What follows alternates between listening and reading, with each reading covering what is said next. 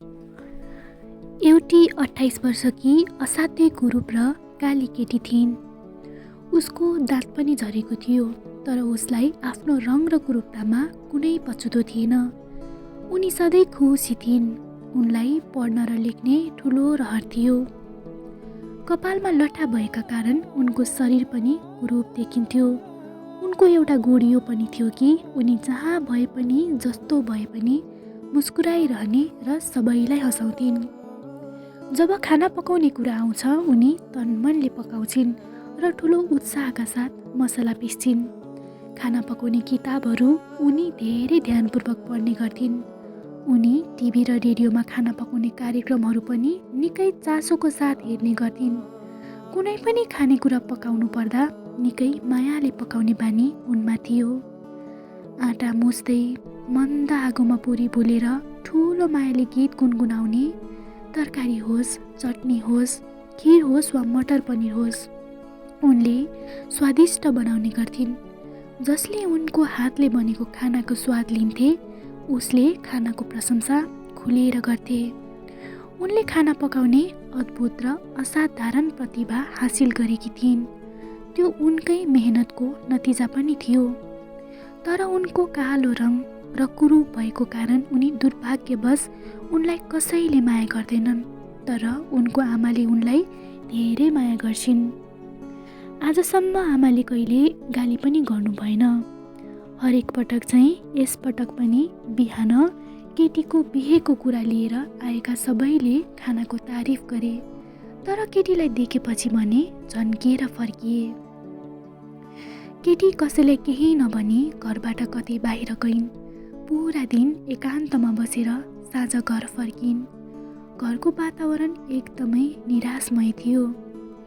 बुवा आमासँग धेरै रिसाउनु भयो र भन्नुभयो, मलाई थाहा छैन यो दुखी छोरीलाई के पापले जन्माएको छु।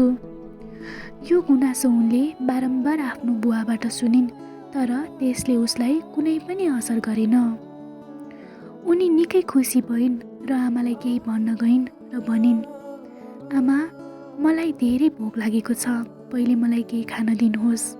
उसको हातमा प्रमाणपत्र र चेक थियो। तर आज आमाले तरकारी काट्दै हुनुहुन्थ्यो र उसलाई नहेर्दै भन्नुभयो, तिमी साँच्चै दुर्भाग्यपूर्ण छौ। तिमी जन्मने बित्तिकै मरेको भए यो दिन आज देख्नु पर्दैन थियो।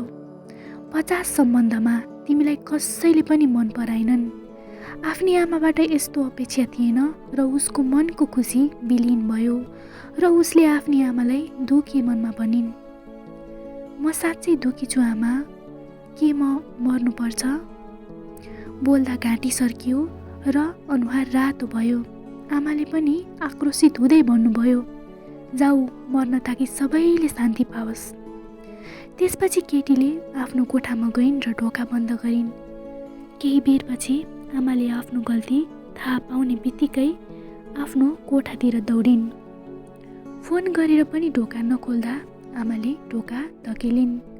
जोरले ढोका खोल्ने बित्तिकै आमाले देख्नुभयो कि त्यो दुखी काली केटीको शव उसको अगाडि जिब्रो निकालेर दुपट्टाको सहाराले झुलिरहेको थियो। त्यहाँ एक पत्र, प्रमाणपत्र र 1 लाख रुपैयाँको चेक राखिएको थियो। चिठीमा लेखिएको थियो, आमा, मैले आजसम्म तपाईँको आज्ञा पालन गरेको छु। आज तपाईँले मलाई मर्न भन्नुभयो, म यो पनि स्वीकार गर्दछु। अब तिमीलाई अभागी केटीकी आमा कसैले भन्दैन र मनमा पीडा पनि रहने छैन।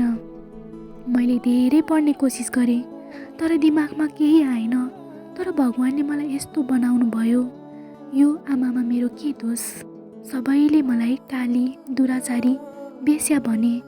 मलाई नराम्रो लागेन, तर तिम्रो मुखबाट सुनेर मलाई धेरै नराम्रो लाग्यो, मेरी प्यारी आमा।